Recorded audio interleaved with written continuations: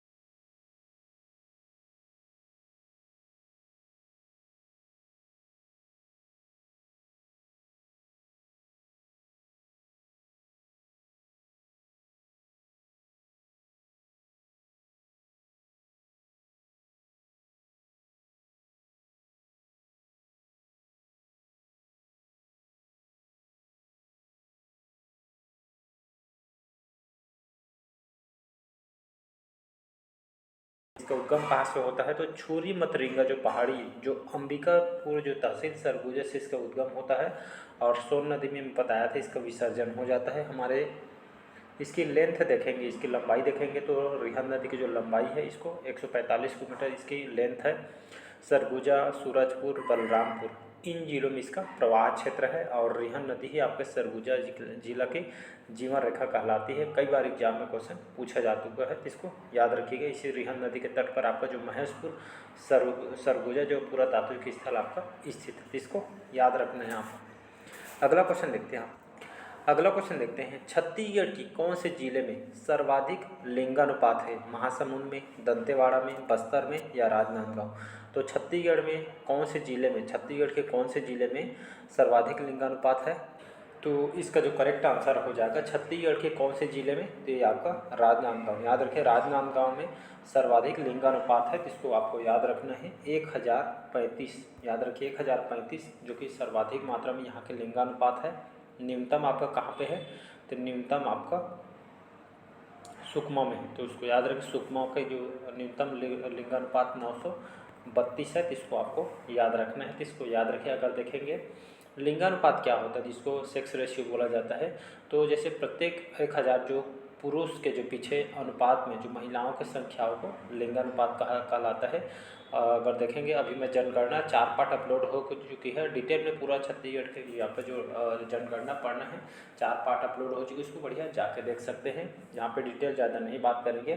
2011 की जनगणना के अनुसार देखेंगे तो छत्तीसगढ़ का लिंगानुपात कितना है, तो 19 मतलब 991 यहाँ की लिंगानुपात है। बाकी आपको डिटेल से पढ़ना है तो आपको उस सेशन में जाना पड़ेगा। तो नेक्स्ट क्वेश्चन देखते हैं यहाँ पे।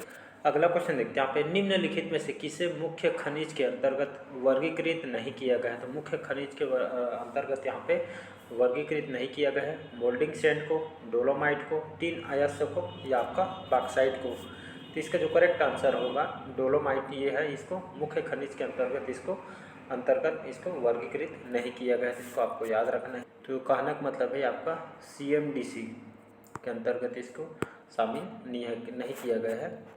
और यहाँ पे देखेंगे डोलोमाइट जो है यहाँ पे कडप्पा शैल समूह में जो खनिज है, कडप्पा शैल समूह के जो चट्टान में इसको पाई जाती है। चूना और डोलोमाइट ये आपका कडप्पा शैल समूह के अंतर्गत आती है। और छत्तीसगढ़ में कहाँ डोलोमाइट पाई, तो छत्तीसगढ़ में देखेंगे तो आपका जो हिर्री माइंस जो लाल खदान है बिलासपुर संभाग में, तो यहाँ पे डोलोमाइट ये आपका पाई जाती है, तो इसको याद रखना है। अगला क्वेश्चन देखते हैं यहाँ पे Chhattisgarh mineral development corporation limited, जिसको CMDC बोलते हैं, इसके अंतर्गत शामिल परियोजना कौन सी नहीं है।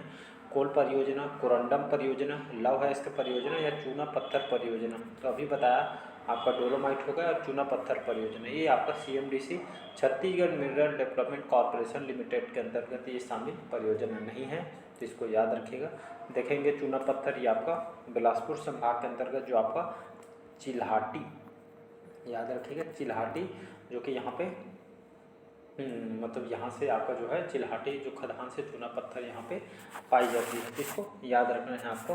अगला क्वेश्चन देखते हैं। नेक्स्ट क्वेश्चन, छत्तीसगढ़ राज्य विद्युत मंडल का गठन कब किया गया है। 14 अगस्त सन 2000 को, 15 नवंबर 2000 को, 16 सितंबर 2008 को, 14 अगस्त सन 2008 को। तो छत्तीसगढ़ राज्य विद्युत मंडल का जो गठन है कब किया गया था। तो यहाँ पे देखेंगे छत्तीसगढ़ राज्य विद्युत मंडल का जो गठन कब किया गया है, तो आपको डेट को याद रखना है। सन 15 नवंबर सन 2000 को छत्तीसगढ़ विद्युत मंडल का गठन यहाँ पे किया गया था।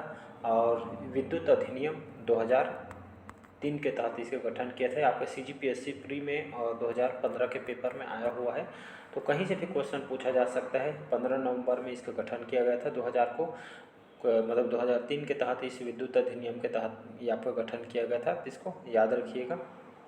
और यहाँ पे देखेंगे तो ये भी क्वेश्चन पूछा गया है। तो जो आपका जो क्रेडा है, जिसको छत्तीसगढ़ अक्षय ऊर्जा विकास अधिकरण बोलते हैं, क्रेडा का फुल फॉर्म ही कई बार पूछा गया। Chhattisgarh renewable energy development agencies का फुल फॉर्म होता है। PSC प्री में व्यापम में क्वेश्चन पूछा गया है। इसका जो क्रेडा का गठन कब किया था, तो 25 मई सन 2001। तो 25 मई सन 2001 को इसका जो मुख्यालय रायपुर में है, तो इसका गठन किया गया था, तो इसको याद रखिएगा। ये आपका जो क्रेडा विभाग के 25 मई 2001 को गठन किया था, इसका मुख्यालय आपका रायपुर में है, तो इसको याद रखिएगा। अगला क्वेश्चन देखते हैं। छत्तीसगढ़ के निम्नलिखित जिलों में कौन एक भू आवेष्टित जिला नहीं है। रायपुर, सरगुजा, दंतेवाड़ा या बस्तर। तो छत्तीसगढ़ निम्नलिखित जिलों में कौन एक जो आपका भू आवेष्टित जिला नहीं है, तो आपका रायपुर, सरगुजा, दंतेवाड़ा। आपका जो बस्तर है ये आपका भू आवेष्टित जिला नहीं है, बाकी रायपुर, सरगुजा, दंतेवाड़ा ये आपका भू आवेष्टित ये आपका जिला के अंतर्गत आती है।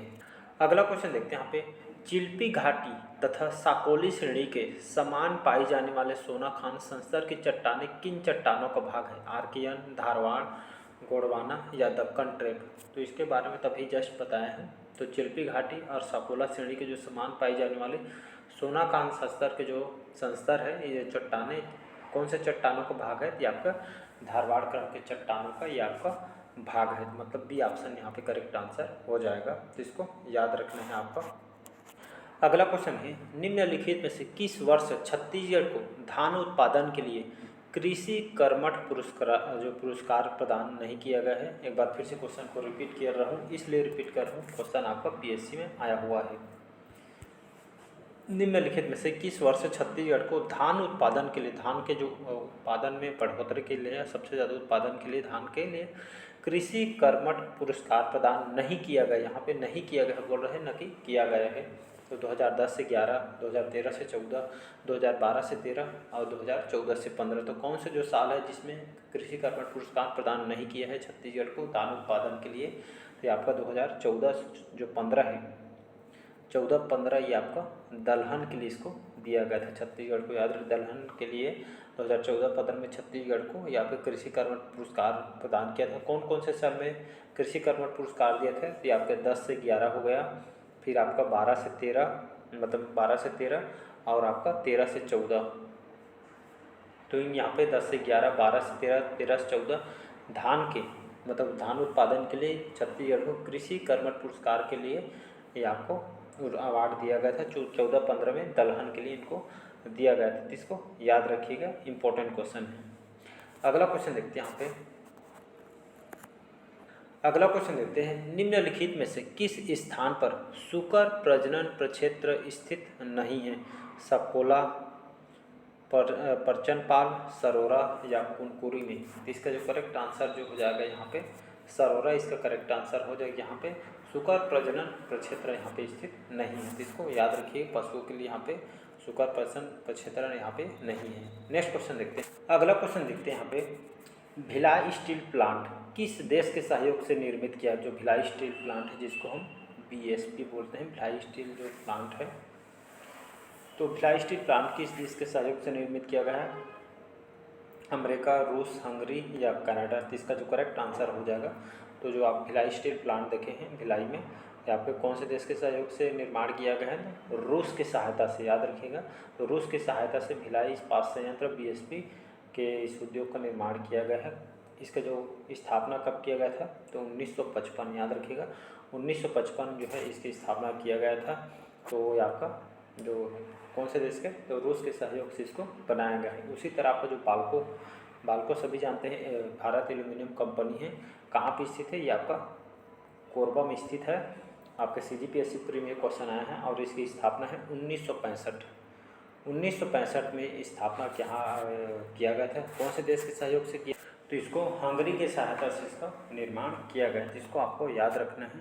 अगला क्वेश्चन देखते हैं यहाँ पे, प्रसिद्ध सूफी सलीम चिश्ती कहाँ रहते थे? दिल्ली में, अजमेर में, फतेहपुर सिकरी में या आपके लाहौर में? तो इसका जो करेक्ट आंसर हो जाएगा, याद रखिएगा, जीके के क्वेश्चन यहाँ पे आ गए। तो प्रसिद्ध सूफी जो सूफी संत को जो मानते थे सलीम चिश्ती जी, सूफी संतवाद थे, ये आपके फतेहपुर सिकरी में आपका रहते थे। तो इसको आपको याद रख। अगला क्वेश्चन देखते हैं यहाँ पे, राजा तुष्टिकर छत्तीसगढ़ की किस राजवंश से संबंधित है? मेघवंश, राजर्षि तुल्य कुलवंश, पर्वतद्वारक वंश या सोमवंश? इसका जो करेक्ट आंसर हो जाएगा C ऑप्शन करेक्ट आंसर हो जाएगा। तो राजा तुष्टिकर के इनके ताम्रपत्र छत्तीसगढ़ से पाए हुए हैं। कहाँ से? ये आपका देवभोग आपका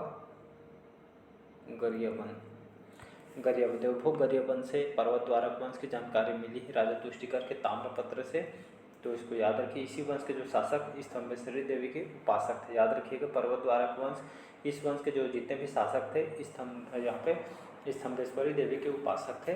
तो राजा तुष्टिकर छत्तीसगढ़ के किस राज्य से संबंधित है? यहाँ पे पर्वतद्वारक वंश के शासक हैं। तो इसको आपको याद रखना है। नेक्स्ट क्वेश्चन, अगला क्वेश्चन देखते हैं यहाँ पे, खुदाई में बौद्ध धर्म का विहार जो स्वास्तिक विहार है आपका कहाँ मिला है? सिहावा, सिरपुर, तालागांव, चंपारण में? तो इसका जो करेक्ट आंसर हो जाएगा, तो आपके खुदाई के दौरान जो बौद्ध धर्म का विहार जो स्वास्तिक विहार ये आपका कहाँ मिला? छत्तीसगढ़ के सिरपुर में मिला है। और स्वास्तिक विहार बौद्ध धर्म से संबंधित है। और ये आपका अवधान शतक के अनुसार गौतम बुद्ध, सभी जानते हो जो गौतम बुद्ध जी हैं, गौतम बुद्ध जी यहाँ आए हुए थे। जिसको याद रखिएगा। और यात्रियों और राजकुमार के नाम से प्रसिद्ध चीनी यात्री हिंदुस्तान में सिरपुर की भी यात्रा इन्होंने की थी। और 639 ईस्वी में सिरपुर आए हुए थे। जिसको याद रखिएगा। यहाँ पे हर साल जो है प्रतिवर्ष बुद्ध पूर्णिमा में सिरपुर महोत्सव का भी आयोजन, माघ पूर्णिमा में इसका आयोजन होता है। सिरपुर में लक्ष्मण मंदिर है, स्वास्तिक बौद्ध विहार मंदिर है, और आपका आनंद प्रभु कुटीर विहार है, गंदेश्वर जो आप गंदेश्वर भगवान शिव जी का मंदिर, महादेव का मंदिर है, तिवरदेव विहार है। तो ये सभी जो है महासमुंद सिरपुर में आपका स्थित है। तो इसको आपको याद रखना है। Next question. तो चलिए आज का जो सेशन क्वेश्चन यहीं तक था, तो आज का सेशन हम यहीं तक रखते हैं। तो कमेंट करके ज़रूर बताइए आज का सेशन कैसे लगा। पहले बार आए तो चैनल को सब्सक्राइब करके रख लीजिएगा ताकि जो नोटिफिकेशन है आप तक पहुंच पाए, और ज़्यादा से ज़्यादा फ्रेंड तक शेयर कीजिएगा। पीएससी प्री कोई भी एग्जाम के जैसे आप प्रिपरेशन कर रहे होंगे, बुक पढ़ लेते हैं, लेकिन जब तक आप एमसीक्यू क्वेश्चन नहीं लगाएंगे, मॉक टेस्ट नहीं लगाएंगे, तब तक आपको पेपर में कैसे क्वेश्चन आते हैं, कैसे टाइप के क्वेश्चन पूछे जाते हैं, सेम आपको उसी टाइप के क्वेश्चन को तैयार किया गया है। तो आप यहाँ से लगा सकते हैं आपको कितने स्कोर हो रहा है और इसमें आपको क्या इम्प्रूव करना है, आपको यहाँ से पता चल जाएगा। तो लास्ट में कमेंट बॉक्स में ज़रूर बताइएगा आपका कितना आंसर यहाँ पे करेक्ट हुआ। तो चलिए मिलते हैं अगले पार्ट में। आज का सेशन हम यहीं तक रखते हैं, तो इसलिए आज के लिए इतना ही। Thank you.